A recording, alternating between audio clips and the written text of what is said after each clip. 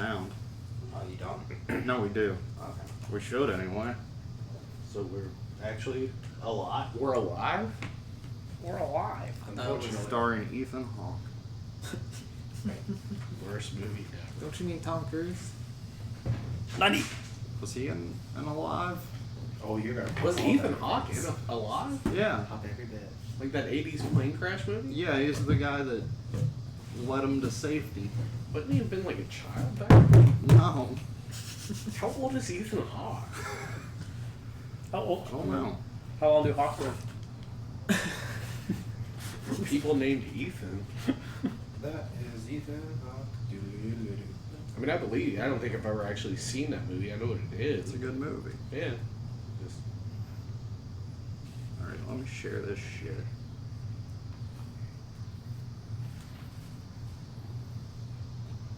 Turn my phone on. Bad it. I got a new phone and I don't know how to navigate it yet. What phone did you get?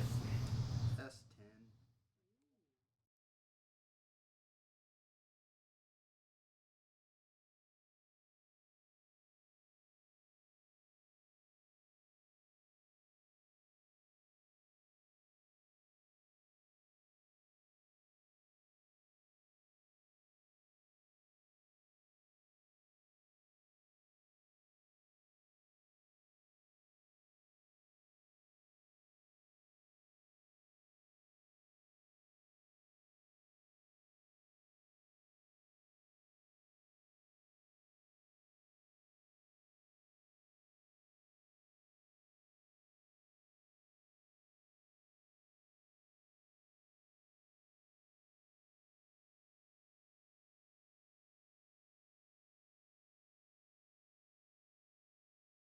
Call the main girl Wendy. Okay, we're here with another debate.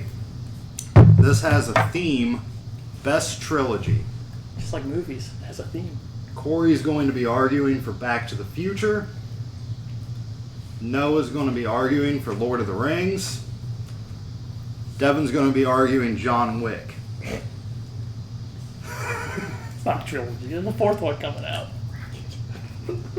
It's a trilogy as long as the fourth one ain't out. I mean, Keanu Reeves could die. Yeah, Oh, God, I no. hope not. Oh But, God, no. he's just playing to the I mean, I'm pretty sure fucking he's. judge anyways. I'm So, pretty sure he's immortal anyway. it's allowed. It's allowed. Um, They have 3 movies. And then we have 5 questions on the topic.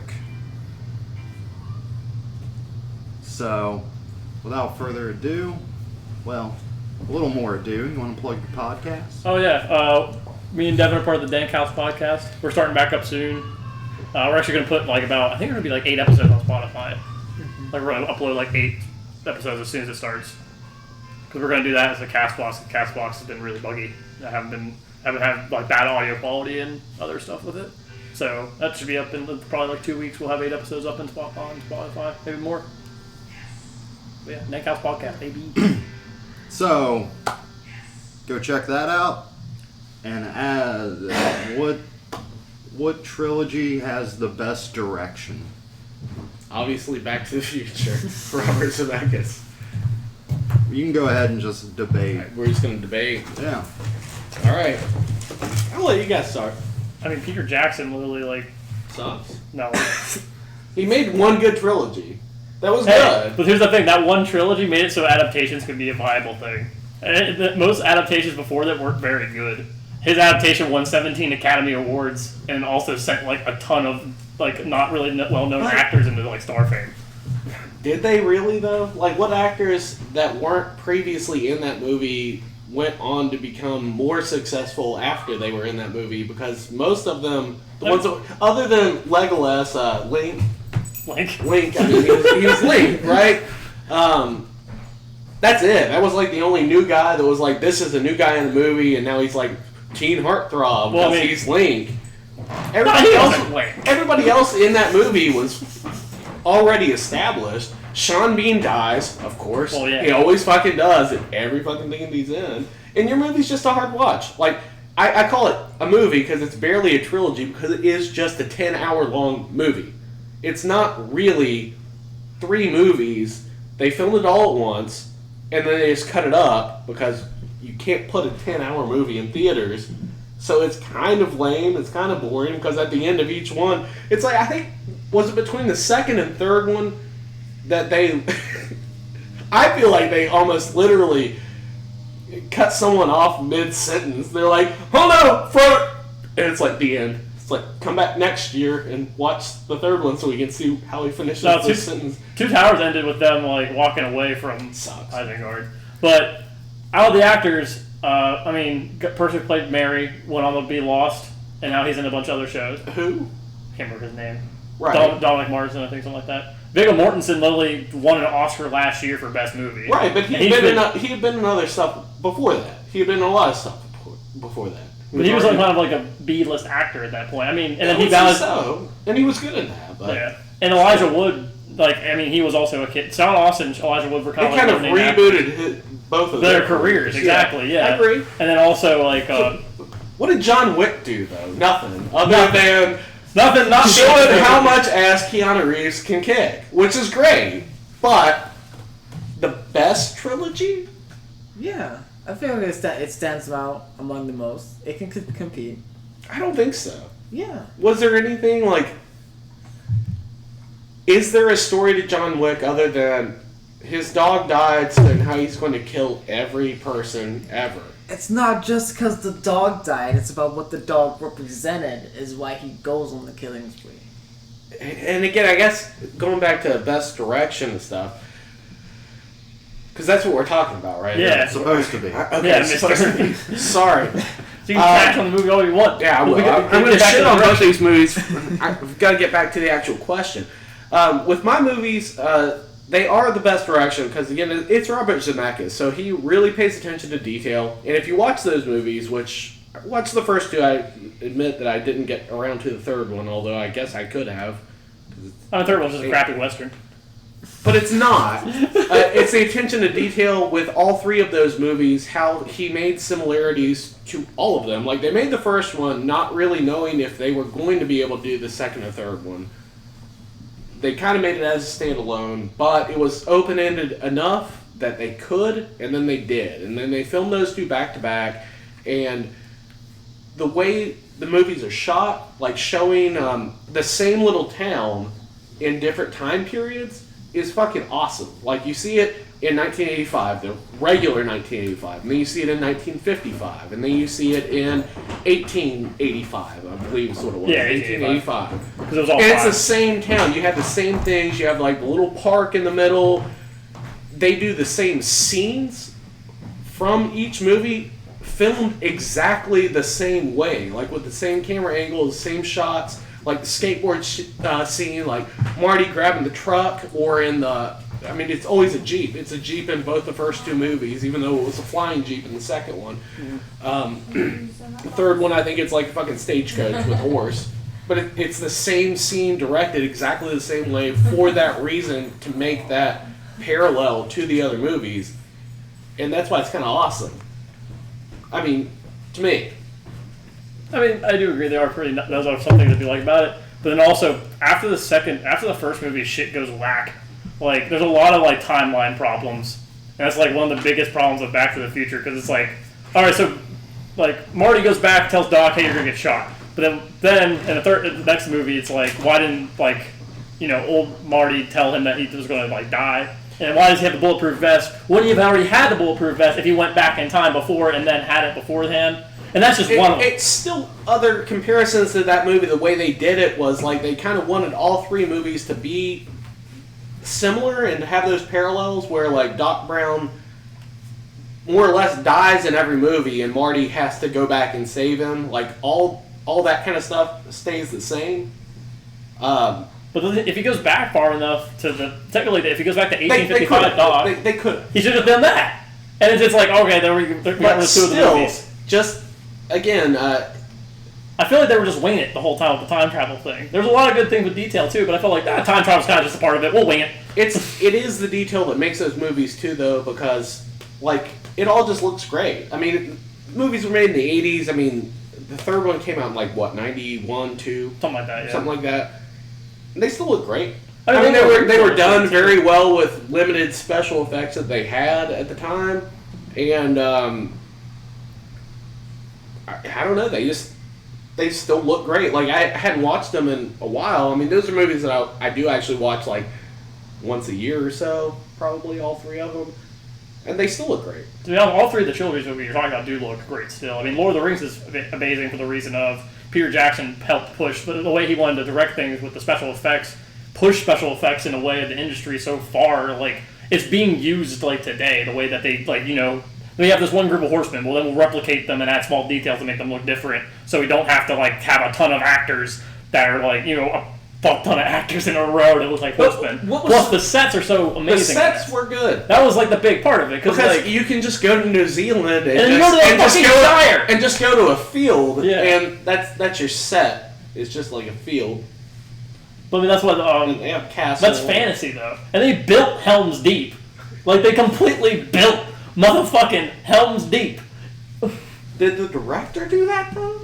But the attention to detail is what matters. So if we're talking about detail, Helm's Deep was very well described as it is in the book, as it is in the movie. And that battle matches very well as it does in the book. And like that's the thing, the adaptation's the big part of it, because most adaptations at this point weren't that great. Did they have any? For what? Adaptations? For that movie. For what? Adaptations for... Oh, the only adaptation they have for Lord of the Rings were the cartoon ones. I never But saw those. they're okay. They're kind of fun. But no one really... Like, book adaptations were kind of a thing, but once Lord of the Rings kind of, like, set off, it was like... Then it kind of gave room for Harry Potter and all these other series. Like, literally, we have a Hunger Games trilogy, probably, because Lord of the Rings showed, like, hey, you can make a trilogy out of this. And like, or just make... I don't think that's true. Or make the adaptations of it, because it's such a well-made adaptation. And the reason why the sets are so good and the sets are so amazing is that, because, one, he was Peter Jackson, a native-born New Zealander. Like, he knows that land very well, and they picked a very good director so they could use that to build Middle-earth. Like, that's the thing. Whenever you see, like, anything in that movie, it looks just like Middle-earth would. Like, it's the actors, too. Like, picking Ian McKellen for Gandalf, like, that's Gandalf. It will always be Gandalf to me. And, like, any other place, too, is, like, they matched it so well and continue to adapt to it as perfectly as they could. I mean, you can't, because Tolkien wrote a lot. He's kind of like the old George R. R. Martin. He wrote a fuck ton. But what they did built so well. And if you're talking about detail, I'm going to give you a little slice of detail that no one really knows, but unless you're a Lord of the Rings fan, you can pay attention to it. So in the first movie, you know how Aragorn says, "You have my sword." And he's like, to Frodo. Then, in the last movie, Return of the King, and the Shire music plays whenever he tells, when they're all like pledging to protect Frodo. Return of the King, they're about to go into the battle. Aragorn says, like, you know, let's run in. And then the Elvish choir starts picking up, but it's the epic version of the Shire music, and it's all sang in Elvish. You know what they're saying in Elvish? Frodo, you have my sword. Okay. And it's them running in to protect Frodo with all their lives at the last second. That attention to detail is so tiny, but also, a Lord of the Rings fan, once you see that, it just... What I was going to go back to, as far as, like, the actors that you were saying, too, like, Back to the Future, I mean, the only one that was really, like, an established actor at the time that was really in that was Christopher Lloyd, and he wasn't, like, real big. I mean, he had been in a lot of stuff, and he, like, I mean, One Flew Over the Cuckoo's Nest and shit like that. And Christopher Lloyd was great in that movie. Yeah, he was. He's always great. But that started, like, I mean, that made these other people that were kind of on the fringe, like, blow up after that movie. Like, Michael J. Fox, I mean, he'd been in TV shows, and he'd been in Teen Wolf and stuff, and whatever. I don't know if Teen Wolf came out before that. But, you know, I think it was before. He was like a guy that was, you knew who he was, but after that movie, I mean, he was, like, the most famous person, like, ever. Isn't that a problem with a lot of 80s movies, though? But, like, but even, like, Christopher Lloyd, I mean, that was his biggest movie. Elizabeth Shue was in the second one. The first girlfriend in the first movie was, her mom got cancer and she couldn't do the other two. Found that out. But they replaced her with Elizabeth Shue. Yeah, I don't think she was that, really in anything before that. Einstein the dog was great casting. That was a good dog. That's a good dog right there. Do you have anything to say about John Wick at all? Yeah. The direction? Sorry, I just like enjoying hearing you guys talk about how great your movies are. But, you know, obviously John Wick is it. Sorry, I was so enthralled. Like, like what you guys were saying about the actors, like it kind of put Keanu Reeves back on the map for at least for so many movies he's going to do now. And it has Lawrence Fishburne, I forget the guy who played Winston and Sharon. I forget their names, but Halle Berry. yeah, She sucked in the third one. She was not very good. She was a awful. minor character in the third one. The dogs were way better. But Einstein Those was are good probably dogs. better than... Einstein was still better than the dogs in John Wick. Sure, I saw his cuter. Go ahead and close, Corey. So, my movie actually had the best direction because it is literally a movie that you can basically, like if you were in film school, you can show all three of those movies and be like, this is how you make a movie. It has a start, a finish, and an end. This is how you can do these kind of camera angles. This is how you can act in a movie. This is how you show symbolism. This is how you show foreshadowing. I mean, the opening shot of the very first movie is just fucking clocks. I mean, if that's not symbolism, what the fuck is? I remember going into the theater and we had to watch fucking High Noon, which, goddamn, we had to write down, we had to take tally marks for every time a clock was shown, and this was on symbolism. But, I mean, that's still, it's a valid point. Back to the Future does it way better than High Noon. High Noon is boring as shit.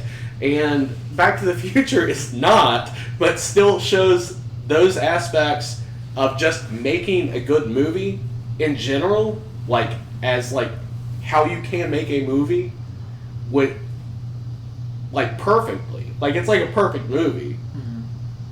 So that's why it has the best direction. Okay. Well, I mean, you are right. It is a perfect movie.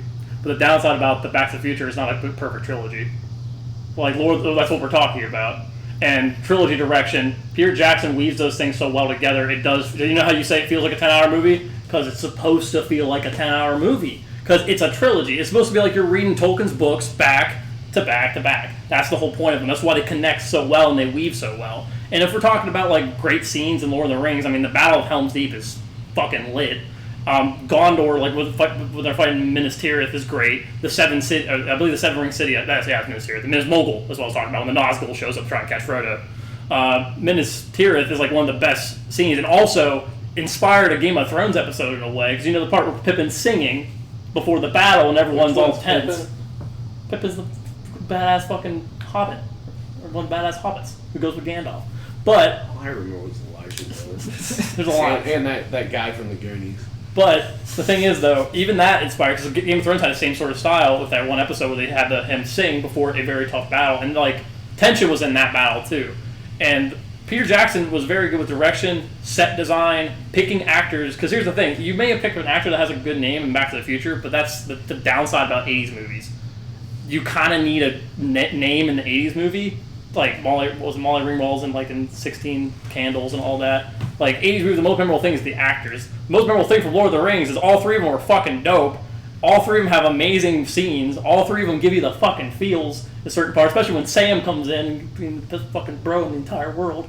And overall, sure, Back to the Future is a good movie. I agree with you. In fact, I think you made a very good point, because that's a good movie to show people. But after 2, it gets kind of funky, and 3, it gets really fucking funky with the time travel, and it gets annoying. Still good, though. But as a trilogy, directed as a trilogy, Peter Jackson put all 3 of those movies together, connected them so well, it felt like anytime I watch Lord of the Rings, it doesn't feel like I'm like watching a movie. I feel like I'm watching Tolkien, like the words that Tolkien wrote come out of a book. And that was the whole point of those adaptations, is to make it feel like Tolkien's work. Yeah. And that was his whole point, directing behind them. I don't know how to read, so I can't really Damn. relate to... Damn. I'll show you pictures. I'll show you a picture book of Lord of the Rings. I've only seen the movies. All right, Devin. I know. Come on, Devin. I'm sorry, but We got some beer, if that'll help It might. loosen you up. maybe The cigarettes, the No. peer pressure, No, because smoke and drink. John Wick shows you how to make a good action movie without doing all like more just because Keanu Reeves did all his stunts, mostly all his stunts throughout all 3 John Wick. Yeah, he trained with films. Marines Yeah, as well, yeah. he learned how to roll a gun, how to use it, and like so it really feels like that he's actually knowing how to use these guns. He's not just picking up just a random gun and just like, oh, he's just a master with it. No, he knows it. He knows what he can do with those weapons, and shows that, especially in the first film, it really shows it. Shows the attention to detail they pay with, and gives you a little bit hints with the Continental, how they work. And then the second movie comes along and just like takes all those things away because he's about to be what's happening in the second one? Oh, the Blood Pact. yeah, the Blood Pact.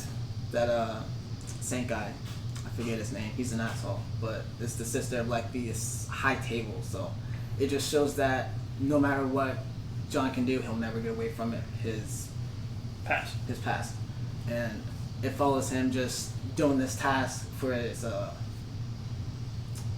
name. I hate this. It's Santiago or something, but I love the attention to detail in that scene because it just shows that he's always set up. He always has a plan for everything, and so I feel like the action set piece for the rave, I think it was, when he's going through the rave and he fights Caius, and then that big old darkness, that big old fight scene in the underground tunnels, that was also amazing. And then the third one comes around and just takes everything you knew about it and then just like, because he has no help whatsoever, introduces the Bowery King, a new player in the scene, and like Lawrence fucking Fishburne, man. That movie's just a Matrix. It's a better Matrix trilogy. Anything's a better Matrix trilogy. I was hoping someone would pick that actually, but That's a death sentence. All right. so Devin, you didn't talk much. I know, I'm sorry. really I not. didn't hear when you did talk too much about direction, Yeah. mainly performances and characters. Or even like, I'm sorry. I was just So- gonna say like, John Wick, as far as direction goes, has some of the best fight, especially Choreography, gunfight yeah. choreography out of like any movie that I've ever seen. And the club all scene's, of them. the club scene's dope too because how the music changes with the tension of the fight. Like it starts out so slow and like methodical, and then moves into this bumping like bass that's boom boom as the fight like gets heavier and heavier. It's got some good things. Yeah. So it's between Lord of the Rings and Back to the Future for me. You should talk more. It wasn't my question, that's all. I like how you were talking about, you see the town throughout and the detail, even some of the same shots and stuff. And this is going to be controversial, but I'm actually going to give the point to Noah. It's fair. I feel like your points about it popping off the page, you needed so much attention to detail to create these sets and make it feel like it's legitimately coming off the page. He set it up to be a trilogy and directed it as such. So as far as direction of a trilogy goes, that swayed me. Yeah. I mean, even the Shire itself, too, is like, you can just talk so much about the Shire, because it's still there in New Zealand, but going in there, it feels like you're just in the literal Shire. It makes sense. I mean, you guys play like dice games together and stuff, so I get it. I'll take that hit. Were there any facts? No. Are there anybody watching? I feel like Four people. There's there should have been some facts, but that's okay. I mean, I can, The flux Pippin was capacitor. played by Billy Boyd. What is his name? yeah, it was Billy Boyd with Pippin. Pippin. Who played Mary? It was Dom something. Honeygan? It's not like Mahan, yeah. Monahan? Yeah, Dominic Monaghan, that's what it is. So Brittany said, to be fair, John Wick is amazing, but you all know that isn't ending at just 3. They're making more. So does that count as a trilogy or just a trilogy for now? I said trilogy at time of recording, so it's allowed. Brittany then said Nolan's Batman wins. Fun fact, Sean Astin's father is Gomez from the original Addams Family. And then Beveridge said, my favorite direction is West. And Lord of the Rings would be my answer. It's fair. Yeah, see, it's fair. Second question, Noah is taking a piss, I think. He's doing something. He's doing something sketchy. Some sketchy shit.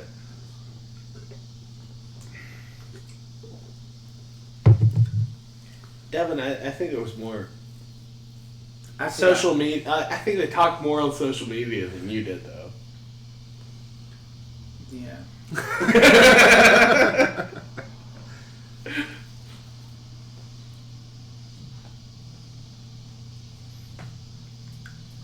I know he's your friend and everything, but I'm sorry. I just like. you gotta punch him in the At a face. point, I'm just like, okay, yeah. Like, I'm just like, oh, I'm just enjoying you guys talk right now. Like, you guys are just Because you going picked at a it. bad choice. Like you picked the wrong answer. I'm sorry. Okay. Alright. So, best supporting characters is Yeah, the one you best picked. supporting cast. So, have at it. I'll let y'all go first. So I got a lot of people to go through. Sharon, Winston, Good Dog, and dare I say, Sophia. I mean, I don't have to have much of a debate on supporting cast. Christopher Lloyd is Doc Brown. Fucking Emmett Doc Brown. Biff is like one of the best characters ever. Period. And Einstein the dog. I don't remember any of your characters' names from your movie, or really yours, because they're all like weird names, other than Frodo and Bilbo Baggins. That's about all I know from Lord of the Rings. And the guy from the Goonies, Sean Astin. Sean Astin was the Hobbit. Like, I don't know what's his name. Samwise Gamgee. Hmm? Samwise Gamgee. That was. Oh, okay. Sam. Yeah, that's right. And then Gollum, that little weird naked baby guy that eats fish and like he doesn't know what he doesn't know what a potato is.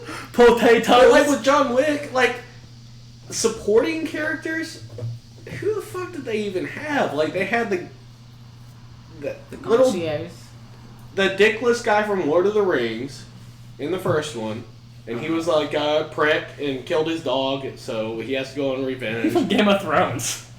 He was. You said Lord of the Rings. Oh, sorry. Well, whatever. He could probably be in that shit too. Those things are so similar. That's why it's kind of boring. And he died for it, so like I don't think he's part of supporting cast. Was he so pissed off that he like got his dick chopped off and like stabbed and stuff that he had to kill John Wick's dog? Yeah, what a bastard. He just was trying But to other than him and Halle Berry being in it, and then Lawrence Fishburne being in it, which made it like Matrix, like you were saying, like I don't.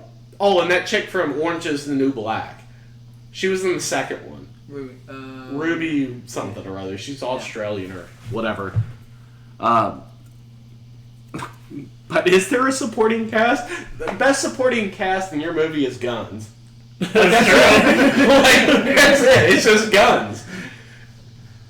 The cop. There aren't any really The cop in the beginning, I love him. There aren't really like characters that even do anything in yours other than John Wick.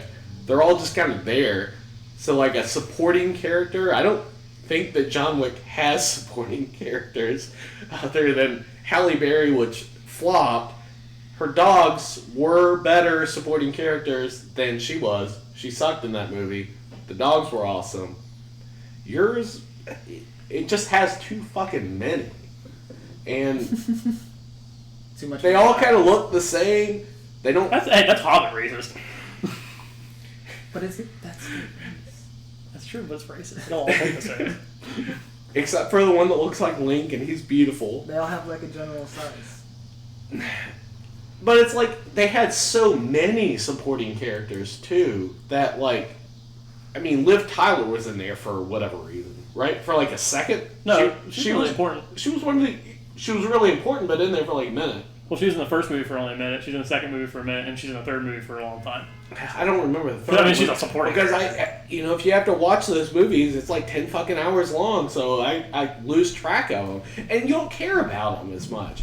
like with mine, the supporting characters, like even a little bit, you start to care about even like Biff for a bit. It's like, man, this guy has been fucked up in time, not on his fault, because like Marty and Doc have kind of fucked up a little bit. So he's trying to give himself some shit to make it better. He's like, give you this almanac, my younger self in 1955. And he's like, he's still a dick, but it's like you kind of care about those characters and they have their own personalities. And with yours, it's like Lord of the Rings, it's like you don't. It's like you know Frodo, but then it's just Frodo and Gandalf. I mean, sure, old fuck. He, you know, has cane and shit. He's pretty cool. But like all of the other ones, there's just so many people in there that you lose track of it and don't care about those other individual characters. With Back to the Future, the entire series, all of those side characters change. I mean, Crispin Glover, he was only in the first one. They put him in like the second one, but it was a different actor with his makeup, and there was a whole thing about that. But they all kind of change over time. Like, first scene of the movie, Marty hates life because his dad's a pussy that's being bullied around by Biff. Marty's the main character. His mom's an alcoholic. Marty's the main character. Right. Talking about supporting characters. I am. So I'm talking about his family. You see his family, and they're all like, they're shitty. Like, his family sucks. So all those characters, though, everything else that happens in those movies, they get better and they change from time to time, from time period to time period. His mom turns into Donald Trump's wife in the second one. She has those fake titties and, you know, that kind of shit. And what is her name? Thompson. She had Caroline in the City was a sitcom that she had. I don't remember her name. Leah Thompson, I think. It's Leah Thompson. She was great. But the supporting characters, that's what I mean. Other than Marty, he never changes. That's fine. We're not talking about him. But the way that the other characters around him change from what they do in the past and change the future, that's what's really cool about that movie, is because all of those characters are able to change. Like, you see them get better or worse. Like, Biff gets the fucking dick up his ass because Biff deserved it. He's a dick. Shit. And then he's old man Biff. And he's like walking around with a cane and shit. But he's still a dick. He's probably one of the best characters out of that movie. Biff. I think so. I think Biff is... He's kind of like a shoo-in villain. Like, he is. But he did it well. Alright, now let your boy come up to the plate. So we start off with the Fellowship of the Rings. Let's just talk about the Hobbits. The Hobbits are probably some of the most important characters, and like not just Lord of the Rings, but all of Tolkien's universe. Just because I have to, you know, build its importance and all that. Like, the four Hobbits are such a great way to introduce the story because they represent the innocence of the story in the beginning. Because they're just, that's the Shire is. The Shire is a humble beginning. And those four Hobbits help bring that to it. Like, I'm not really going to talk about Frodo because Frodo is considered maybe the protagonist, but I'm just going to talk about Samwise, Pippin, and Merry.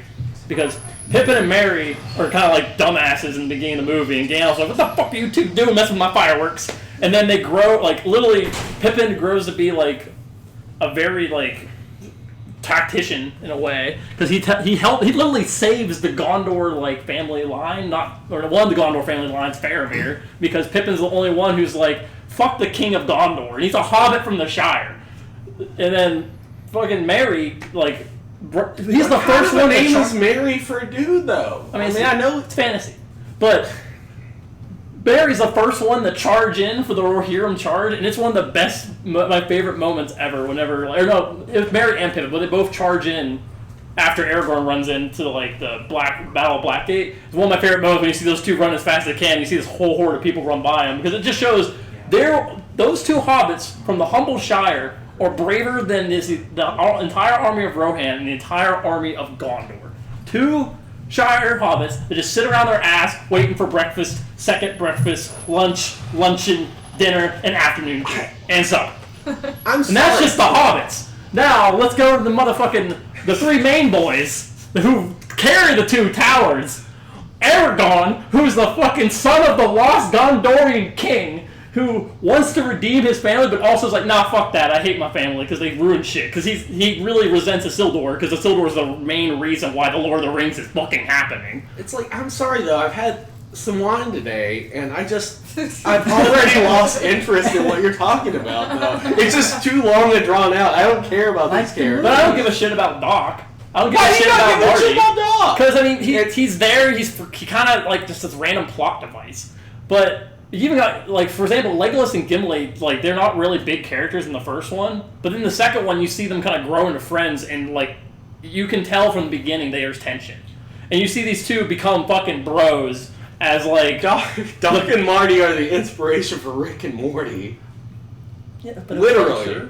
But as a story... But Did as they a ever trilogy make an develops- awesome cartoon about Lord of the Rings? Yeah, they did. The ones before the movies. Was it awesome? It though? was awesome.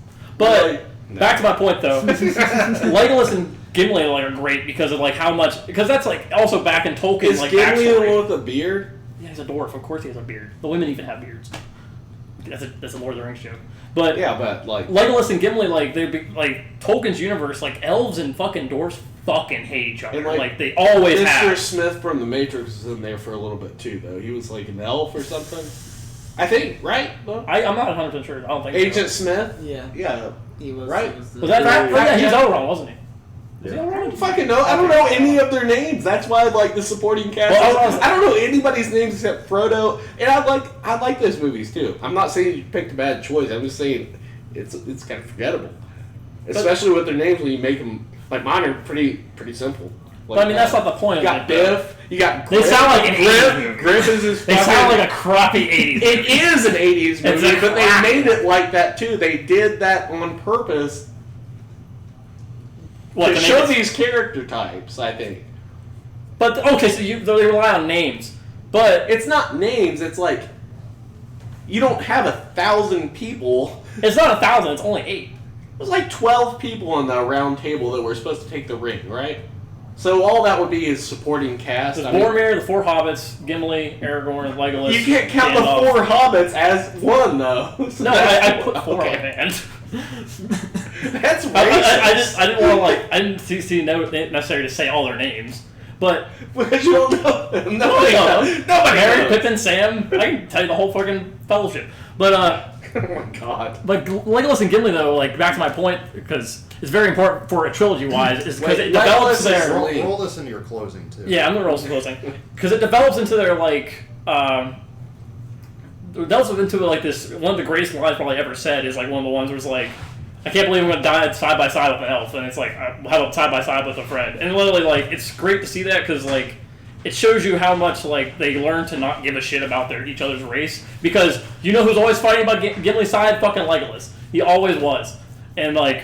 Aragorn's great because he's a character that doesn't want to be doesn't want to redeem his Which one family was he, name, though, again? but then he grows to redeem himself through these movies because he sees that he's the only one that can truly rule, even though he doesn't want to. Was rule. that Viggo? Yeah, it's Viggo Mortensen. Okay. And then, like the hobbits in general, seeing Frodo turn from this like nice innocent hobbit to this torn down, shambled person is like really sad to see. But that's why Sam's such a great supporting character, is because Sam is literally that rock. There's like, if Sam wasn't there, Sauron would have had the ring in the first movie. Like legit, there's literally a moment where he's about to put the ring on, and Sam's like, "Bitch, don't do that." And like Samwise in general has some of the best lines in the entire movie for the reasons of like, I think one of the lines that makes me like fucking give me goosebumps and tear up is when like Frodo like wants to leave alone. He's like, "You can't come with me, Sam," and Sam's like, "Of course you are, and I'm coming with you." And then like he almost fucking drowns just to make sure like he goes with Frodo because he knows Frodo can't do it only on his own. And these supporting characters have so much character building to them that it's not really confusing because they carry each other movie. Like the Two Towers don't really focus on Frodo and Sam because there's not really a point to.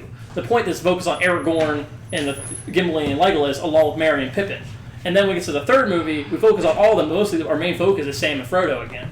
It balances between these characters so well, it doesn't feel like this mesh. It feels like it's all connecting. For example, like I said before, like how it weaves all together. Like all these characters' stories are kind of like this intertwining plot, and then they pop right at the end together. Like literally the point, like from when Fellowship ends when everybody gets separated, the Two Towers, they all get back together, and like fucking Helm's Deep was like rad because they saved an entire nation. Literally 3 characters saved an entire nation. Oh, and then Gandalf comes back to life, which is fucking lit.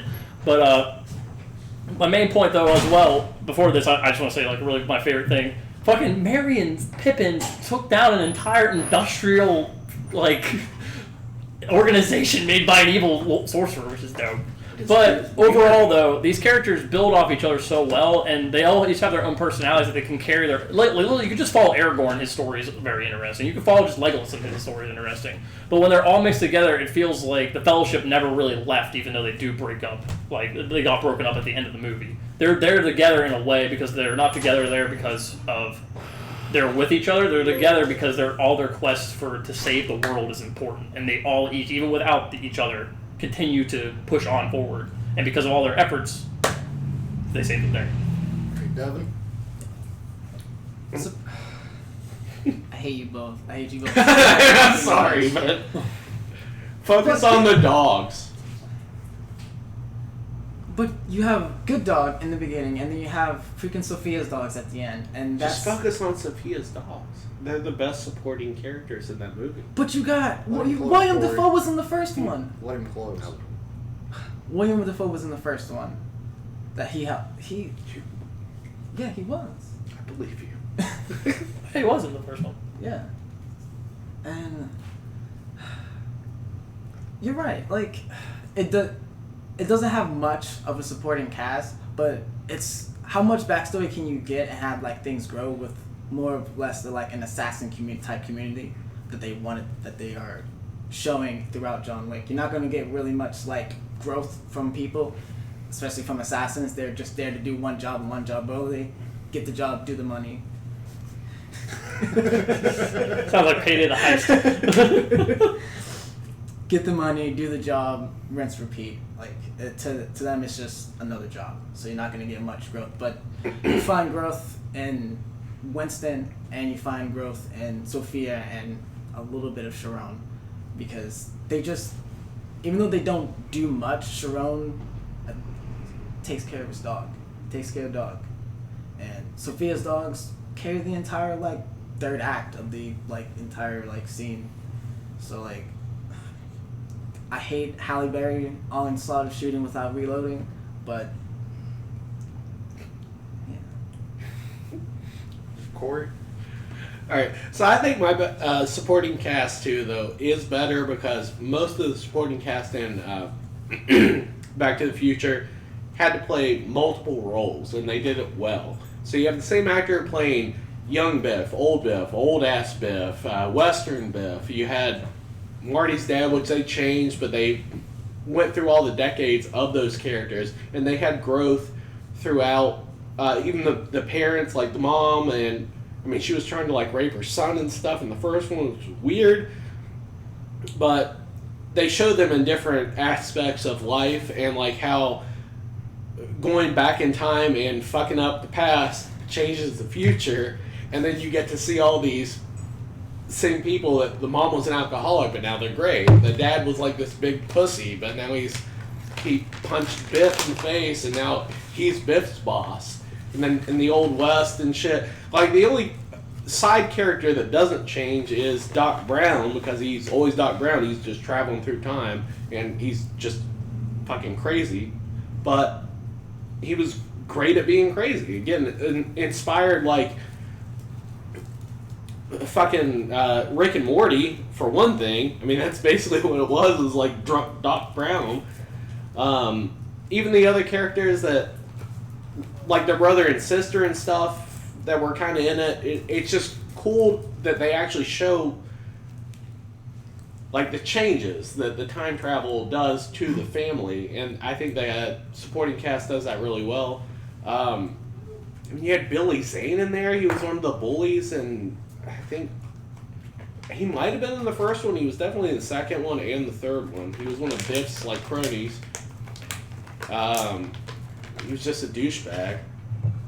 Other supporting cast, even little cameos. It was Elijah Wood's first movie that he was in. That's true. He basically called Marty a pussy for playing like a baby's game, I believe he called it, because he was playing an arcade and 80s themed restaurant. It was in 2015. Flea was in it. He was Needles for a minute. Like on the video chat, he was like Marty's boss in like the future 80s, which was weird. I just still like. There's so many people and so many good performances. Elizabeth Shue, I don't really honestly know what else she's been in. She didn't really do much in the Back to the Future movies, Fate, but she did pretty good at it. She was a good one. Still, I think Biff is probably one of the best sporting characters of all time. That's like one of the best rivalries, like one of the quintessential things you can go with, and it's like All right. better than yours. We need to speed this up a little bit. So, Devin, again, you didn't say too much. You could have played up the, like Beveridge said, the Continental crew were good supporting characters. Going about Winston and how he does his flip at the end. The concierge is great. John Leguizamo is always great. I forget his character's name. Yeah. He runs the chop shop. Oh my god. Was that in the second one? That was in the First I think one. the first and And second he's one. back in the third. I didn't really remember. Hitting the Forgot boat. he The was Bowery King could have played him up a little more. Boda, if you see this, sponsor me. Please. So, I'm gonna give it to Lord of the Rings again. The Fellowship lives on. It's fine. Corey said that it was boring and hard to follow and stuff, but he says that about everything. But no, like you told like full character arcs in like sentences, and I think that's what a good supporting character. You can summarize their arc and how it goes along with the protagonist. At least I'm gonna beat Devin. I don't know if you want any facts. I'm sorry, I've caught bits and pieces of this. I've been running around for my birthday and doing a bunch of shit right now. But Corey, in his closing statement, you had a little fucking bullshit remark about Elizabeth Shue. I did not appreciate it. She is a fucking great actress. She happens to star in my personal favorite movie, Adventures in Babysitting. And I never she's said a she beautiful was lady. I never said she was shitty. I Yeah, just don't. you're don't making the know guy behind the anything. camera mad. Yeah, I'm not mad. It's his birthday. I'm just letting you know. I know, that's I'm kidding. fine. She's like probably first or second crush. Probably second crush after That's like. fine. I didn't mean to offend you, Chris. Gadget Hackrange, but like childhood crush. I just don't Was really it know Tailspin? Elizabeth Shue that Yeah. well. Like, we're not friends or anything. Like, I don't know her in person. Alright, best protagonist. I'm going to preface this with you use Sam as a supporting character, you use Frodo as the protagonist, so you're arguing Frodo. That's fine. I was ready for this.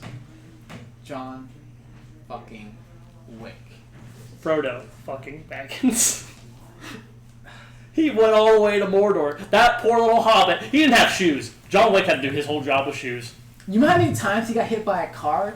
You know how many times Frodo got almost taken away by Marty Ray-Race? McFly got hit by a car a couple of times. That I is think, true, in yeah. those That's because movies. Marty's a dumbass. No, it's not because he's a dumbass. It's because he cared about like fixing what he fucked up on accident. He's the best protagonist. He's smart. He's knows how to like. I mean, he doesn't really know how to, but he figures it out like quick, like what he's fucked up and what needs to be fixed because he's trying to save like the entire family from being fucking Biff's abortion of a world in 1985 when they figured that out in the second movie. Can he kill two men in a bar with a pencil though? He probably could. He punches people a lot. It's all you have to do is look over there. You didn't do it though. They did in the movie. It worked in the movie. And he knew that because he knew Biff was dumb, and he knew like 1955 Biff would be dumb, and he knew Griff would be dumb. Like he's got it. He's pretty sharp. Would he beat John Wick? Yeah, with his hoverboard, probably. I mean, I bet he could. I bet that would be an awesome fight scene, actually, in John Wick 4. I don't think so. Which is not even a trilogy. I think you just shoot him. 5 seconds. That's all he survives. Because even there's no way fucking Frodo's gonna kill John Wick. He's fucking John Wick. Frodo will be like, hello, I'm Frodo, and snaps his neck as soon as he walks up. But this isn't about that. This is about like why the protagonists are good. Frodo is great. I like Frodo a lot. I was gonna go with Sam, but after like when we were discussing supporting cast, I feel like Sam is a better supporting character than he is a protagonist for that reason of he's kind of like his rock in that whole thing. But I like Frodo because actually when we talked about the comic book debate, one of my favorite things, or I guess kind of like, I don't want to say like stereotypes or like that, is like, I guess writing styles is like the hero with a burden to bear.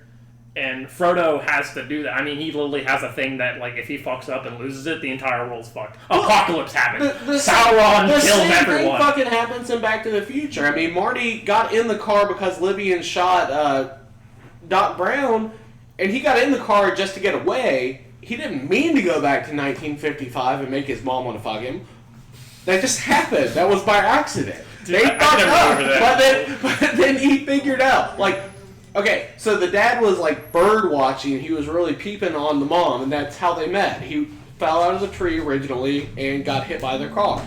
And Marty's mom brought him inside and, you know, did whatever, probably jacked him off or something. I don't know. But instead, Marty came back to 1955, saw this shit happening, and pushed his dad out of the way and got hit by the car instead. So Marty's mom fell in love with him instead of the dad.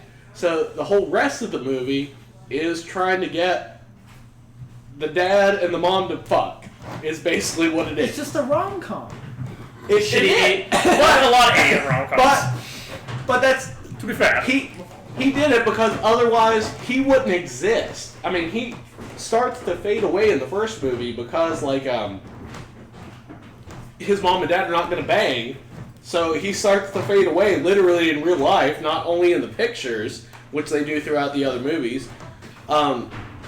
If his mom and dad are not going to bang, Marty's not going to exist. So he kind of has to save the entire world, too. Like, he has to put it back together. He has to put it back together. Yeah. Otherwise, you know, it's going to be shit, and we're going to have Donald Trump, Biff, 1985, post-apocalypse. Oh, there's something in my eye.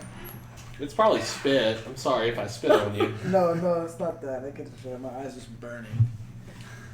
It might be the cigarette smoke. I don't know. I don't care what it is. Anyway. Why aren't you so concerned?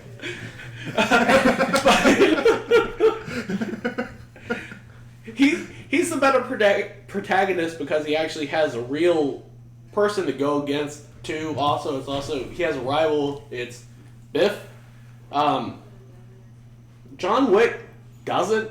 Like, it's just John Wick. He's unrivaled. He's against every person. Yes, he killed every single. There's not an antagonist. Like yours does. I mean, kind of. But there's no antagonist. We had what was his name? The fucking guy who put the bounty on his head, and then the high table comes out and doubles the bounty.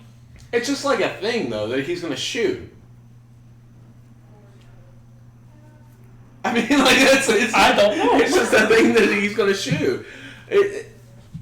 And then we even meet the guy that's in the high table himself, the fucking main guy. We meet him. And forces John to make his choice, to make the choice to go back and eternal servitude. Like, and then even flips on him at the end. I think it's funny that you actually remember these movies because all I remember is like awesome fight scenes. You make cool movies, but like I don't remember. I don't really remember a lot about Back to the Future other than like cheesy 80s jokes. And Doc going like, we gotta go back, Marty! That's because you guys are too fucking young. No, I watched Back to the Future. That's why. I actually watched Back to the Future when I was in high school. I haven't seen a single Lord of the Rings movie, so. That's okay. Oh my god. Yeah. I got like a little bit through like the first one, and then like I pulled a note and was like, oh my god, how long is this movie? And we're like this far in. It's like 4 hours. But it's too Like, slow. Best protagonist, Frodo is not. For one, at the end of the third one, spoilers, sorry, because you haven't seen them all, doesn't he get like a giant owl that like picks him up from the fucking lava and shit? Oh, the Eagles? Eagles or whatever? Yeah, the Eagles, but there's the bad plot. Why didn't they fucking take them there in the first place? The Eagles aren't actually aligned with anybody. And they owed Gandalf a favor. That's I'm just how they got saying, on there. if all you have to do, if your only mission is getting a ring to this fucking volcano lava thing to throw it in there to destroy it. Why didn't you just get those fucking birds to begin with? Why didn't Gandalf just be like, "Hey, birds, come on"? Well, because the birds are actually higher than Gandalf is. The whole thing with Sauron isn't really their war.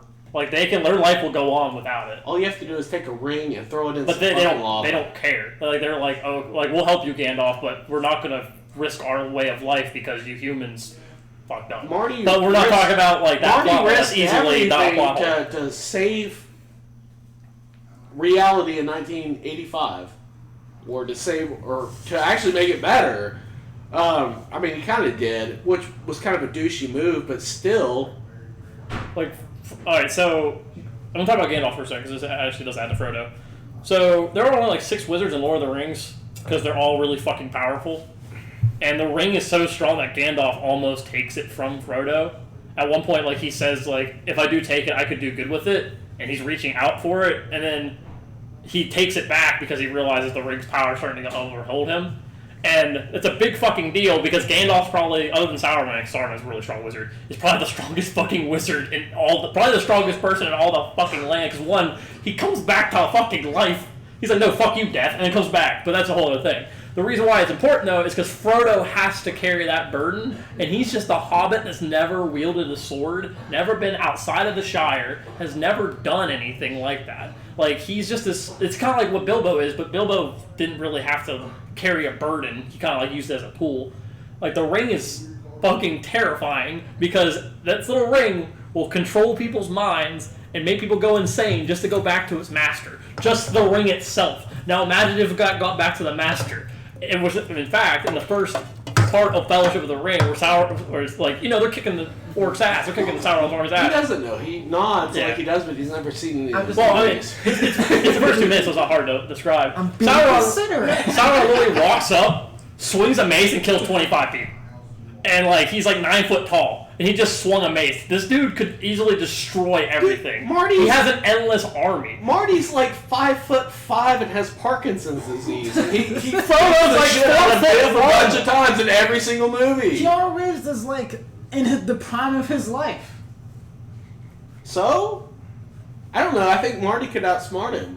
I don't think he could. I think he could. It's not really a battle, though, of, like, being better. It's about who serves the story better. And Frodo serves the story in such a way because he, like, literally carries the burden that no one else can carry. Because, like, Aragorn doesn't want to touch it. Legolas doesn't want to touch it. Gimli doesn't fucking want to... Gimli wants to just fucking destroy it, and Gimli's a dumbass and breaks his axe off, which is hilarious. I love that scene. I don't know. I still think that Marty's burden...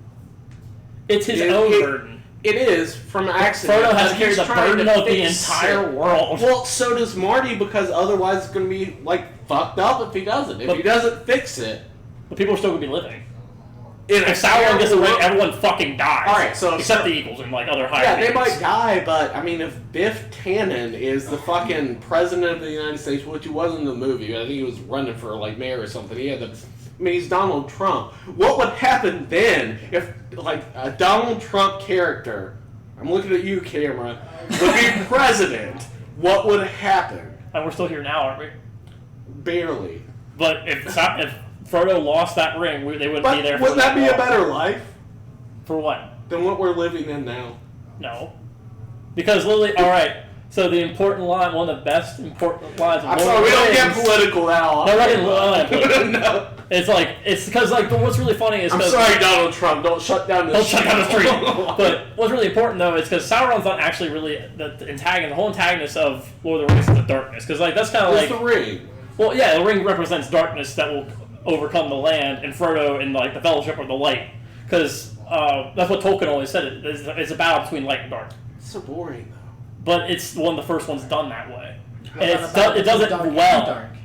And the reason why, well, the reason why Frodo is important is because he's like has to carry, like I said before, he's carry the burden, but also is like not very like amazing compared to these people. But neither is Marty. He's like a little. He's kind of like a little shitty kid. But that's the thing, though. Frodo is actually amazing because the only thing Gandalf can see it because Gandalf knows what hobbits are capable of. Throughout the entire movie, Faramir's like, "What the fuck are these hobbits doing here?" When they get to Gondor, "What the fuck are these hobbits doing here?" When they get to Rohan, "What the fuck are these hobbits doing here?" Like, no one gives a shit about these hobbits because they don't think they can do anything. But Frodo literally saved the entire world with the help of Sam, and Frodo had to.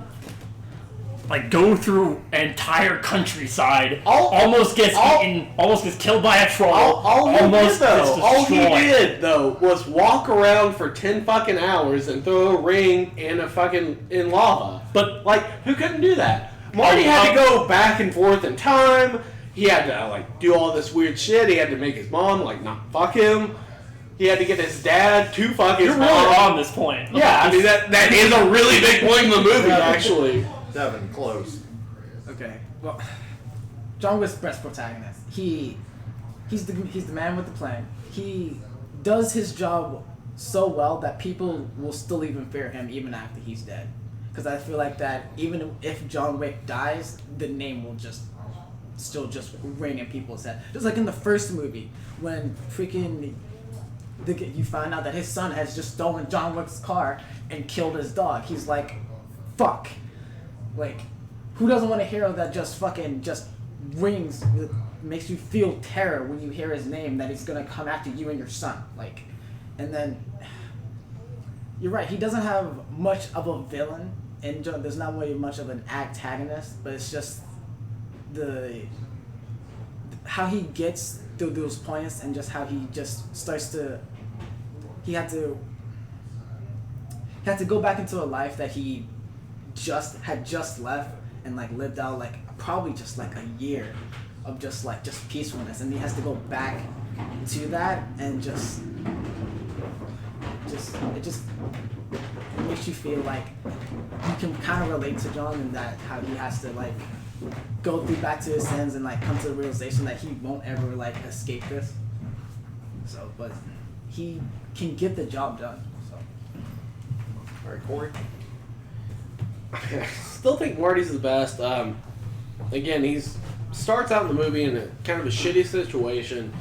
He accidentally makes it shittier, and for the other two movies after that, what he's trying to do is help his family, which he doesn't even like. He always beats the villain, Biff or Griff or Buford, I think is his name in the Western Buford Mad Dog. Yeah. Oh, yeah, it is. It's Mad Dog. Yeah. But it's Buford canon. He always outsmarts him. Probably isn't that hard, but he's got a good way of doing it, and he always figures out what he needs to do to fix the entire time continuum. They fuck it up a bunch of times, but Marty is always the one that fixes it, and he has to, and he wants to, and by the end of the third film, it's fixed. Everything is done.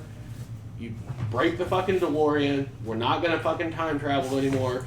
Doc Brown can take his fucking train and go wherever the fuck he wants. That's the end of it. Done. He did that. He didn't just walk to a fucking volcano and throw a ring in it. He had a lot more shit to do. No.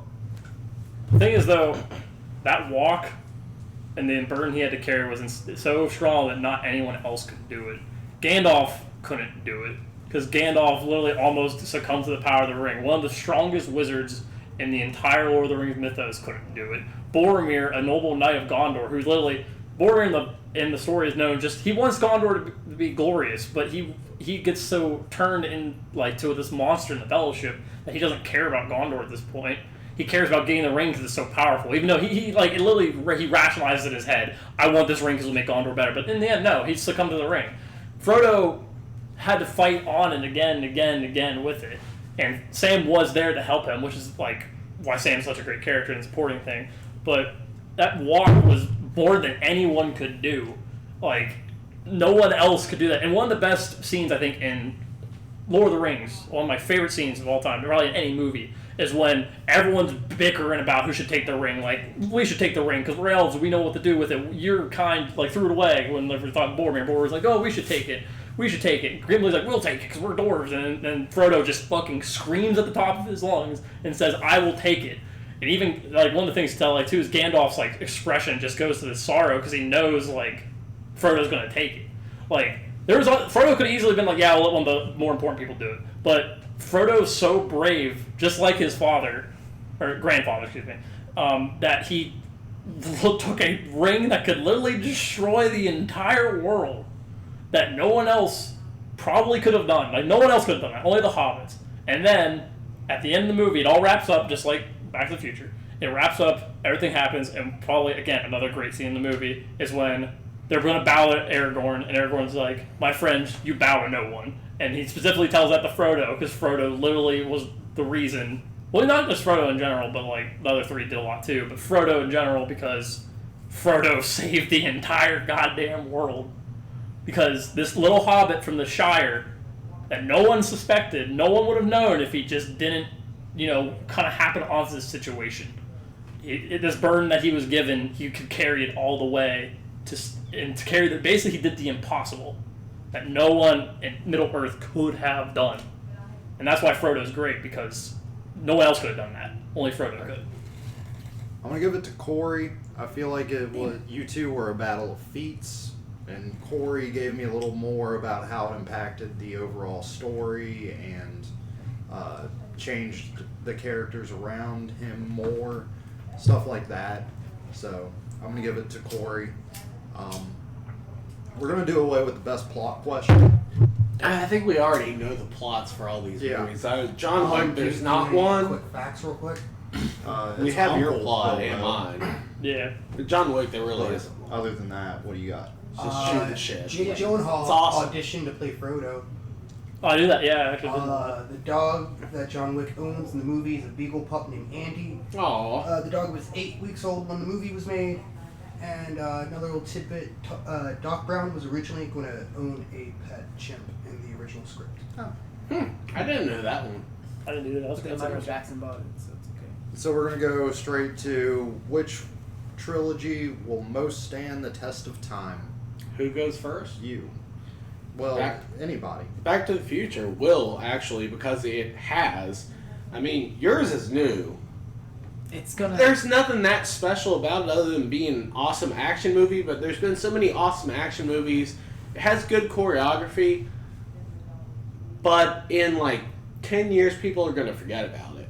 It's just Unless it keeps going, like, fucking, I don't know why the fuck people watch Fast and the Furious, but that's all yours is turned into, is just a franchise. If it makes money, otherwise, if it doesn't, it's going to be gone. Nobody will remember it. They'll watch it, it'll come on FX or something, and people will be like, this is pretty cool shit, but nobody really knows or cares. They won't. In 10, 20 years, Lord of the It'll Rings, still stay though. it'll stay as one of those movies where you're hung over on the couch and you put on FX and it's on and you'll watch it and you'll be like, I remember this shit. It's awesome. That's it. But in like 10 or so years, is Back to the Future gonna be like Yes. available? Back to the Future will be on TV, syndicated on any device, period, forever, probably. It's one of the best series ever made. The first one especially is one of the best movies ever made, and it will be on something. Disney might buy Universal, I fucking don't know. If they do, though, it'll be on the fucking Disney Channel. It is a movie that every single person knows, regardless of age. Yours is too, but nobody wants to watch that shit. FX isn't going to put a marathon of fucking Lord of the Rings on for 10 hours, because you even admitted that you fell asleep in like the first... I did watch it at 2 a.m. though, to be fair. How often do you watch Lord of the Rings? How many times have you seen all of them? Probably once a year. You watch all of them once a year? Yeah.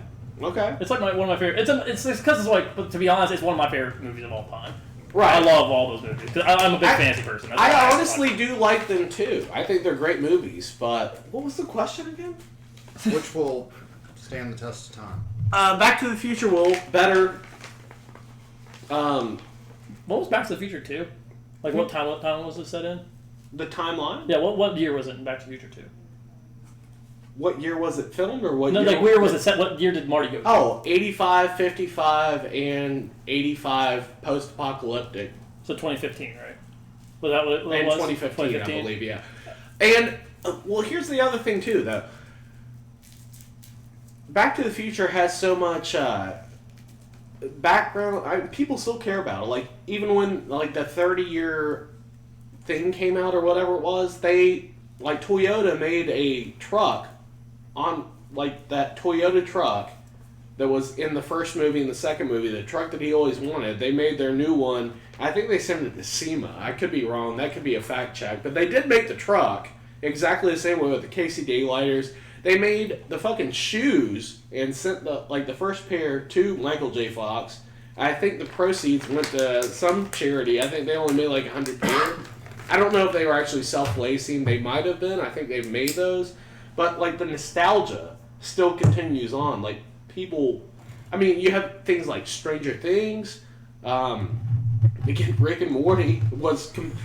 I think the first cartoon that led to Rick and Morty that the guy that does the voice made, it was like a shitty one. I think it was called Doc and Marty, and they made him change the name to actually be greenlit. Yeah, but it was about like Doc trying to like fuck Marty in the butt or something. Like, I mean, it really was. I mean, yeah, but it's still like there's so much nostalgia, and I feel like people have forgotten about Lord of the Rings, and most people I don't think care about it, and it's a niche. It's like I like the movies too. I have all of them. When the second set of them came out and they tried to redo like The Hobbit and stuff, anybody watch any of those? I watched one. It's boring as shit. I haven't seen any of them. So. Yeah. We're gonna talk about The Hobbit though. Talk about Lord of the Rings. I'm just saying. So let me check something real quick. Back to the Future still stands strong, and everybody, regardless of age, can watch it. Which yours also has a flaw because, I mean, my parents are pretty liberal and like we watched all the Steven Seagal movies, but like most parents aren't gonna like your 5-year-old kid watch fucking John Wick. Yeah, But it's still just not. It's not going to like. It's going to be a forgettable movie. Yours is a forgettable trilogy because it's not even really a trilogy. They're making a fourth one again. It's going to be Fast and the Furious. They're just going to let it go I feel like as long as it can. There's not a beginning and an end. They haven't dialed it in. There's no way they're going to. They're just going to let it go until it stops making money, which it will eventually when some other action movie comes out. It's going to be done. Yours is already done. They made the first 3 movies, and they should have stopped there. Started doing The Hobbit, and still, like, as much as I like those movies, it's a hard watch. It's something that most people don't want to sit there and watch 3.5 hour long movies. I don't really want to sit down and watch Back to the Future. Do you not? No, because like the first one's the only really good one. 2 and 3 are kind of okay. But you would sit down and watch Back to the Future one at least. Maybe the halfway through. It only takes like an hour and a half though, and it's a great watch. It's a great movie. It's the first one especially. I would say is probably, as far as describing movie, as far as structure, symbolism, characters, acting, everything just all together in one. Probably one of the most, if not the most perfect movie, period. It has a beginning, middle, and end. I know we're talking about trilogies. Yours doesn't have an end because yours is one big long movie. Oh, it has an end. At the end of the third one, after you watch it for 10 hours. Yeah, there's an ending. So, because Sauron's defeated, Aragorn becomes king. But it's still the end of the Lord of the Rings, the Middle Earth saga of Tolkien's universe. Because here's the thing. You said, like, 2015, right? When I watch Back to the Future 2, I'm going to see it's in 2015. I'm like, oh, this isn't what 2015 was supposed to be. This is just another dumb 80s movie thinking the future's going to be super futuristic. They did have some stuff that was, though. They like the video chat and stuff like that. Oh, what, hoverboards that blow up in your house and burn them down?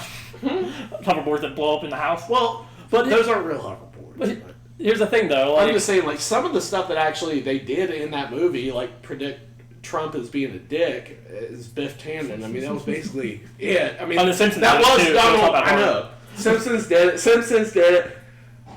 But like even the video chat and stuff like that. I mean, I know we're not all wearing like two ties here or anything, but some of the stuff they actually predicted kind of came out. But especially the it's video one of those chat. things though that it's even though it is you are right, it pulls you out of the movie instantly and kind of makes me not want to do it. Plus, every time I think of Back to the Future, I literally think it's just another '80s movie.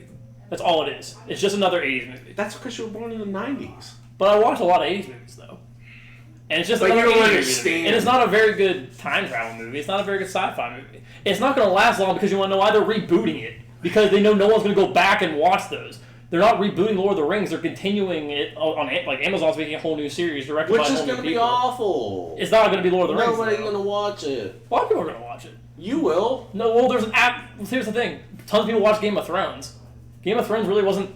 It's not supposed to be like this big show that HBO thought was going to be another fantasy show, and it was. Yeah, and I also, think- Game of Thrones was inspired off of Lord of the Rings. I think tons of people lost that taste in their mouth that they wanted to see Lord of the Rings. So after Lord of the Rings, fucking Game of Thrones crapped out at the end. Oh, yeah, that's I don't true. think most of those people are going to be like, "Well, I'm going to watch this new Lord of the Rings. Well- It's not violent, doesn't have titties and sex." but it's about the fantasy aspect, though. Like it's But sure, that's still kind of a niche. but that niche is huge, though, especially nowadays. in It's pop a culture. big niche. I but it's guarantee you not. right now, there are kids right now playing D&D, and one of them's probably they're probably fans of Lord of the Rings. And they're probably fucking watching Back to the Future in the background while they're Plus- playing it. The book, you know what, stand the test of time. Lord of the Rings, the book, it was written in 1948, and people still read the books. And the movies are going to be the same way too because they're great fantasy movies. Like they're fantastic fantasy movies because that's what you want to aim for. When I you're making a fantasy movie. think he did a good job with the effects and the makeup and stuff. Obviously, I think he won a couple of Oscars for 17 Academy Awards. for production design and stuff like that. Yeah. Back to the Future did too, though, for sound and special effects back then, which they are really good because they used practical effects. They used a lot of miniatures instead of going the computer route. And again, watching those movies in the last day, I've been very surprised because I hadn't seen them in Go ahead about a and year. Roll us into a closing. Okay, I hadn't seen them in about a year, and if you're looking at a movie that was made in 1985, you can have those. Go for it, man.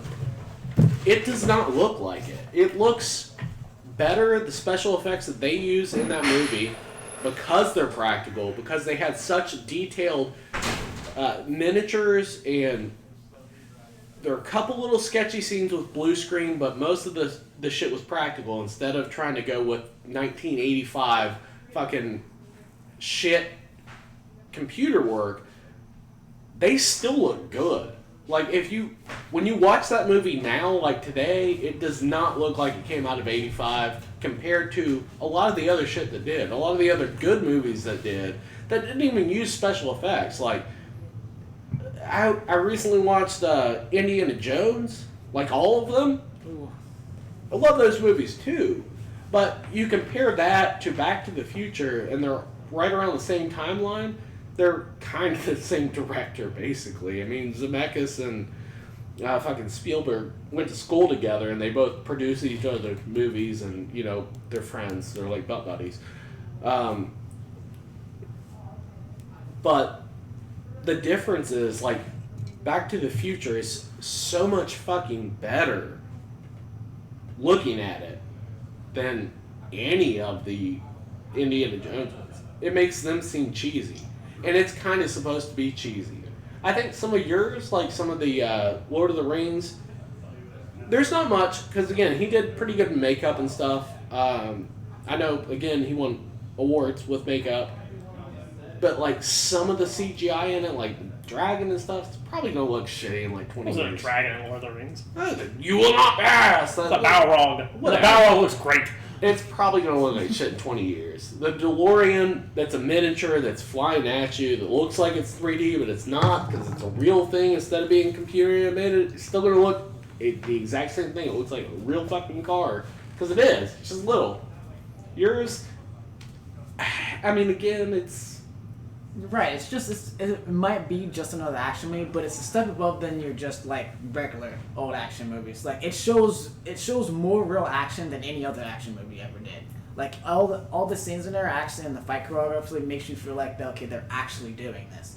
Like they're actually just like, just like with the gun attention to detail was one of my favorite parts. Like they're actually just shooting a gun and like reloading it, and not just like and Halle Berry was doing in the third one, just firing off 30 shots of a pistol. Like that's Wait, that was how not that closing, right?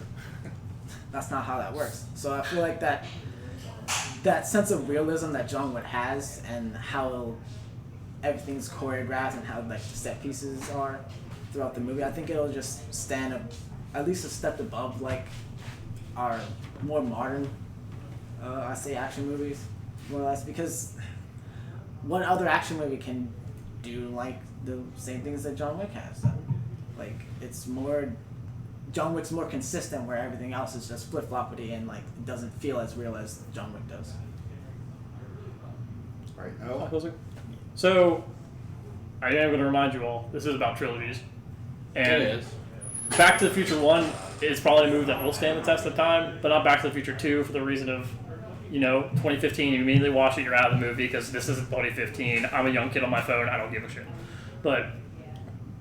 And also with the third movie, I mean, it's just a really kind of cruddy Western. Like, to be honest, I don't know why people like Back to the Future 3. I don't think A lot it's of people that do, great. yeah. Like, it's kind of eh. It reminds me of the Ninja Turtles third movie when they go back to Samurai Japan. It was that. not- I like that one more. But There's no way that you do. I know. I you, do. I know you I do. genuinely There's no do. way you like the third. I should have picked Ninja Turtles. That- but there's no so do I. fucking way. But, he picked but third Ninja Turtles. I'm sorry. This is too closing. I'm sorry. It's fine. But the reason why Lord of the Rings will stand well with the Here's no trilogy is because Fellowship's just a solid movie. And, like, even though it is a lot to go through, those movies don't feel like when you sit down and watch them. Like, they transition very well. They don't need to, like, curry through the plot. They can take their time. But, I mean, Lord of the Rings, like, the book inspired fantasy, and the movies are now continuing to inspire fantasy. I don't think fantasy would have been as popular without Lord of the Rings, because it was this big movie that tons of people fucking saw. Like, and it was a fantasy movie. Like, the reason why a lot of these fantasy movies and shows are still a thing now is because Lord of the Rings kind of paved the ground. In fact, adaptations in general. And the reason why it will stand the test of time is because it's fucking solid. Like, the set pieces, makeup, even the CGI does. Some of it can look a little bit weird, but it's not that bad. Like, Gollum looks great. Like, Gollum's like one of the best CGI things probably in that movie. And the battle royale was great too because the way they use the dark lighting. So every time you watch that scene, it's going to look good because the way they use the darkness to make, not pay attention to the details that look great, the flames will make it look great. The reason why I will stand the test of time, though, is because people are still into fantasy. People aren't really into time travel. The last time travel movie that was probably popular was Endgame. And even then, they were like, don't worry about the time travel. This is more shit. There's still fantasy going on. There's, like I said, there's a Witcher series coming out. Game of Thrones is going to make more. George R. Martin said he's going to make more of those as well. There's going to be a whole other Lord of the Rings series.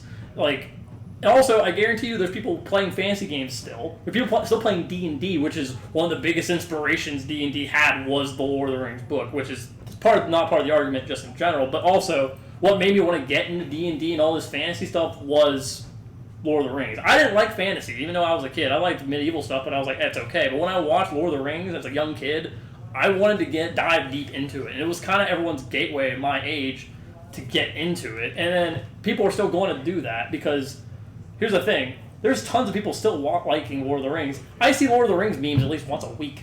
Like, there are people making memes of this really old movie because they enjoy it and they find these funny things about it. And Really old. God, that makes me. or not really old, but old. it is older now. I mean, it came out like the early 2000s. No, right? I'm talking like an 80s movie. Yeah, but that's the thing. It's just another 80s movie. That's what Back to the Future is. It's a good 80s movie, I'll give you that. But It's to me, not another 80s. it just feels like another 80s movie with a cool twist on it. But, I mean, it doesn't really do a whole lot, and the reason why they're rebooting it is because no one's going back to watch them. Like, there's still games of Lord of the Rings coming out. There are still people that are reading the Silmarillion. There are people that are doing other stuff. There are people that are into fantasy now because Lord of the Rings gave them that gateway. And those people who are still into fantasy now are going to go back. If I have a family, I'm going to show my kids that. I've talked to other people. They're going to show their kids Lord of the Rings. It's a great movie for them to watch. It's a fantastic movie. And, like, it's not confusing bullshit like 2 or 3. And sure, it might be people say, like, it's a slog, but it really isn't.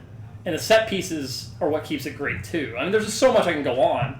But the main point of it is fantasy is popular now because Lord of the Rings paved the way. Okay.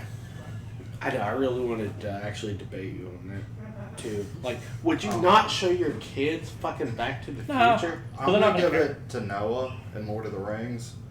That's understandable. He sealed the deal on two things. One was saying we're talking trilogies. Back to the Future 1 will stand the test of time. The other two, not so much. Lord of the Rings, you do need the trilogy You to have get the that. full story. I got it.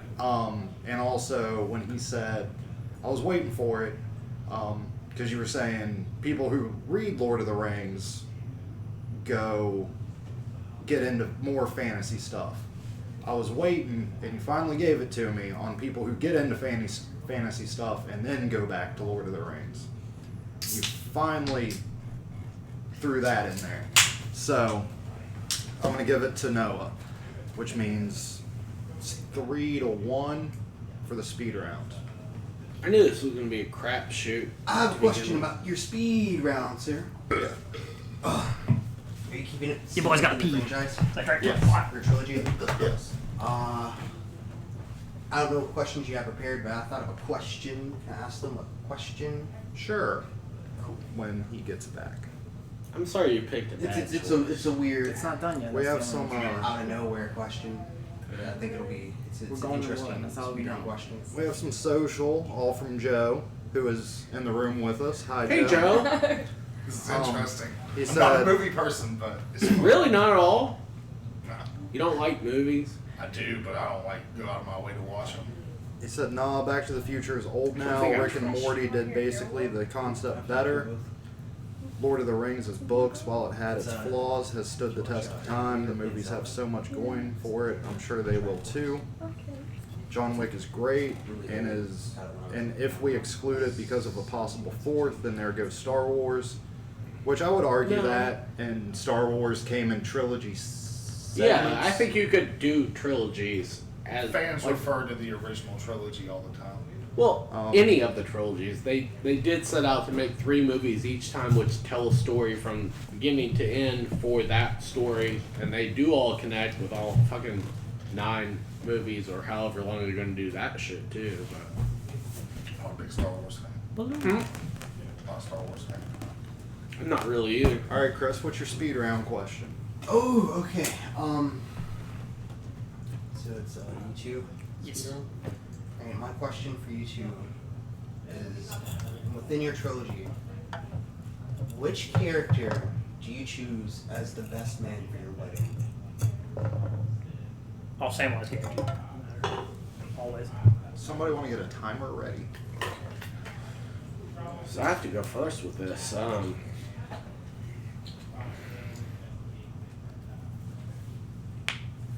You picked Sam, of course. I mean, that makes sense. Just any character from my movie to be best man.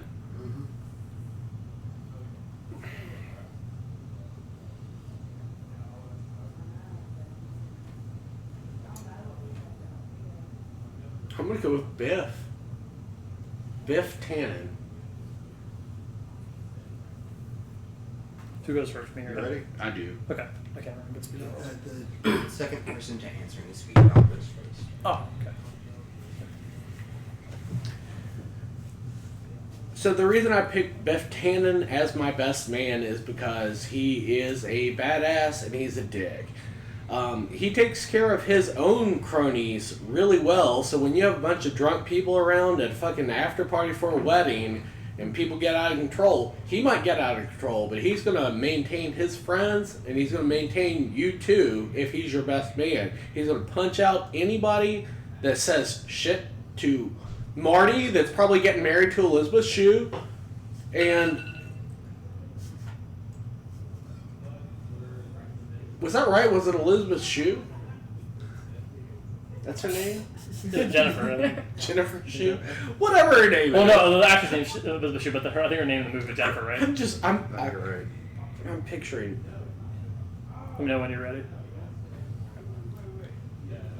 Samwise Gamgee carried Frodo all the way to the volcano in Middle Earth That man can take care of a wedding. That man can take care of a groom. That man can take care of everything. Samwise is a bro. He's a lovable guy. He's a sweetheart. He'll make sure the wedding, like the groom's doing okay. He'll make sure the other side's doing okay. He's going to make sure that wedding's going to be good. And when I see him beside me at my wedding, I will know I picked the best man because he's going to be there smiling and waving, cheering me on. Because Samwise gets the job done. No, we got 15 seconds. I still have to talk about this. It's fine.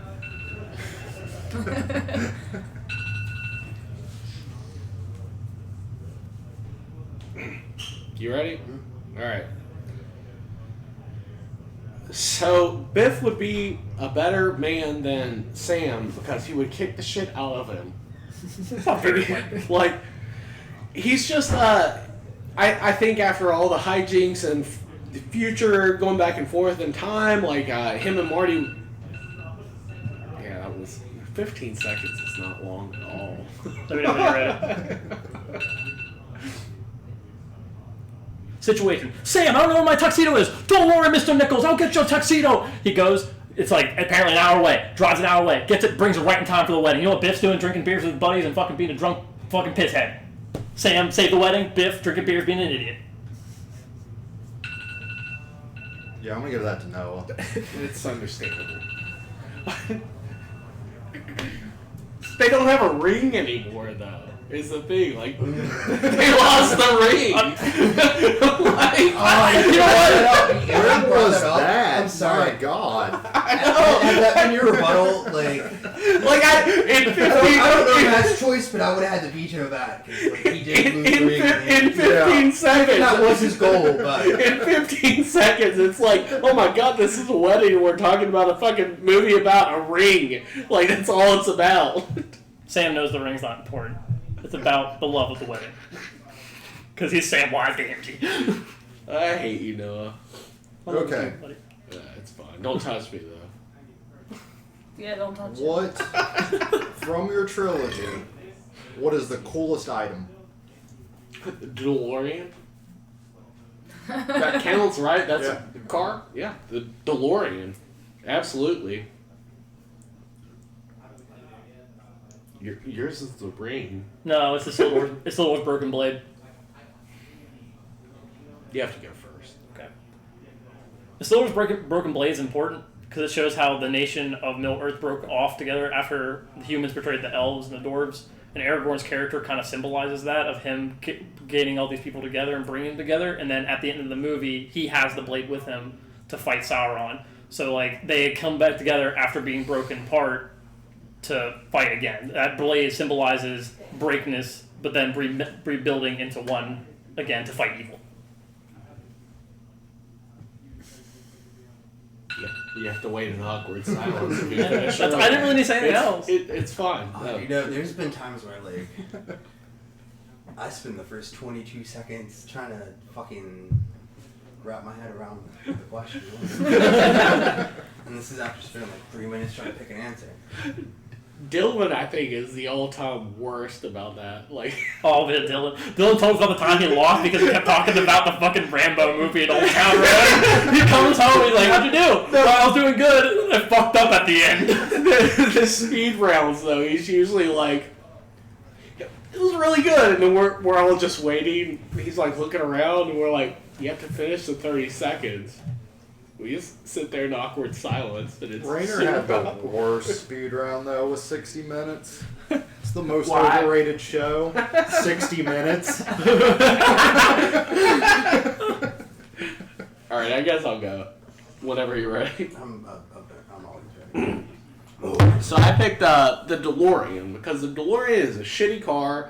It was outdated by the time that movie came out, but made an icon when that movie came out just because of that movie. So people still to this day either try to buy perfect ones, which are super expensive, because that car was expensive. It was shitty in the first place, but they either make them completely correct as the car itself, or they get one for $5,000 and make it look exactly like that fucking thing from the movie.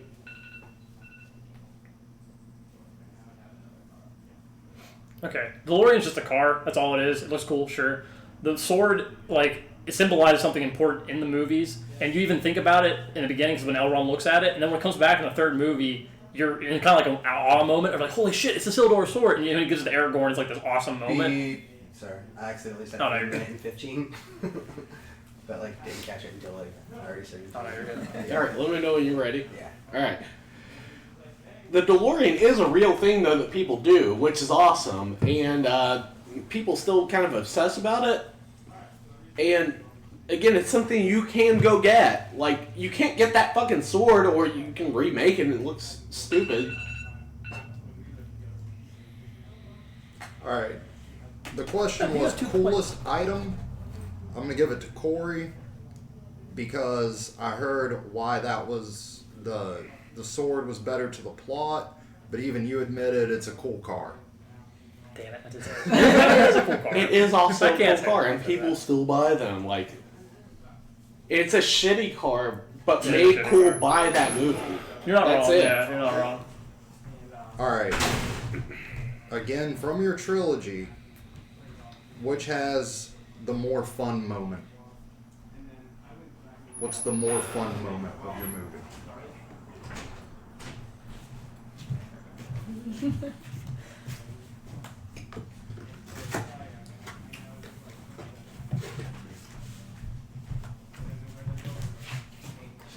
When Marty gets back from the first movie, at the end, when he opens up that garage and gets that badass truck.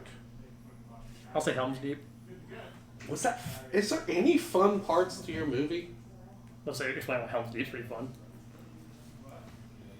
Are we saying like the most? I guess we have different definitions of fun. That's what's fun about it. I know. I understand. All right. You have to go first, though. I guess. Helm's Deep's dope because, I mean, it's a fantasy movie. It's a great fantasy battle where we get to see, like, a tons of swordplay, tons of battle action. The part where fucking Legolas slides down the stairs with a fucking shield, domes 5, like, Uruk-hai, and kills one with the shield is fucking lit. The part where, like, Aragorn yells, "Take him down!" as the guy runs through the cave and blows it up. It's one of the best battles in fantasy history. Like, that battle itself makes Two Towers amazing. Like, that is one of the best battles of all Lord of the Rings, probably fantasy in general. Also, the battering ram part's cool.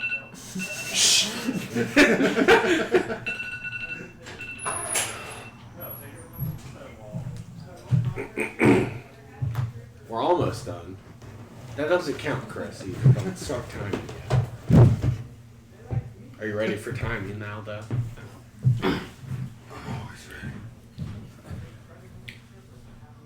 I took the question a different way as to like what characters were having the most fun. And in the first movie, when Marty gets back from being in 1955 and getting his mom and dad to fucking stuff, I'm gonna push forward to that. He gets back home though, and he has made life better on accident. He has that fucking Toyota truck that is badass, just sitting in his garage. His girlfriend is just laying on the swing where he left her there. Everything's perfect. His entire family is better.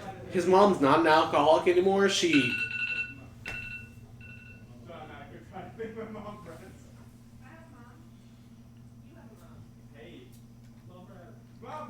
Helm's Deep's sweet because you're on the edge of your seat the entire time. Like, it's a continuously changing battle, and once the wall blows up, it makes it even feel more tense. It's fun because this is what fantasy is about. Dire situations against terrible enemies and a massive army that you're not going to win against, but somehow the heroes push through.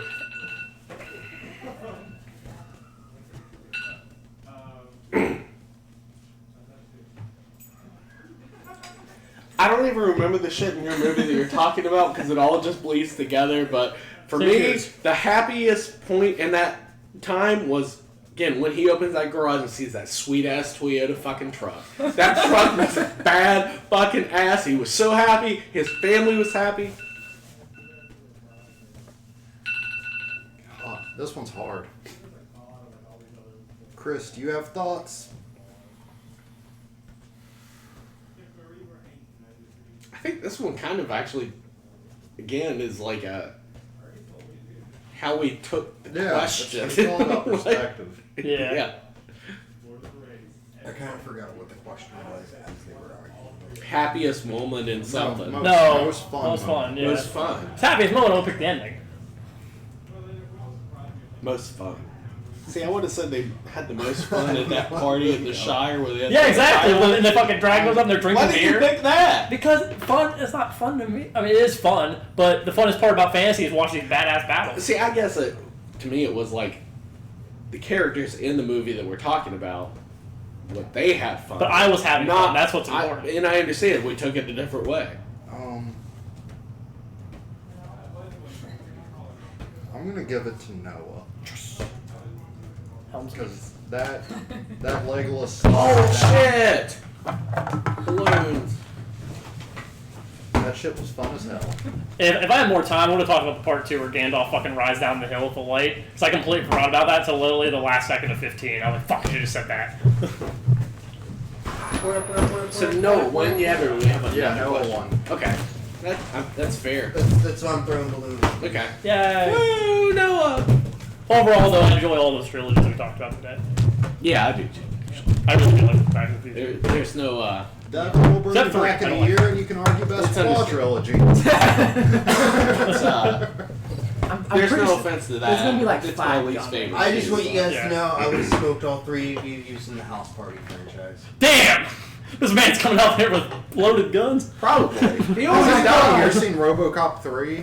Yeah, half of There's it 3 because I turned it off because I thought There's 3 I thought about doing Oh my RoboCop God. 2 for like a second Because I would have said RoboCop, but But had the third full one is faith that so- no one saw the third the one. third one is so bad that it would have ruined the trilogy of it actually. So, Noah won. Go watch his podcast. Yay! Listen to his podcast. Dank House Podcast. What we're talking? I think we're talking about next is we're talking about a game called Dicey Dungeon. It's been really fun. And then we're talking about JoJo's Bizarre Adventure Part 1, Part 2. We're gonna review. I might be on there at some point review boxed wine. Oh, we'll probably do a video. Yeah, we're gonna do videos eventually too. But we're gonna put all 8 of those episodes up probably at the beginning of September Nice. on Spotify. But thank you for having us. Yeah, happy birthday, Chris. Happy birthday, Chris. Happy birthday. Bye bye. Yay!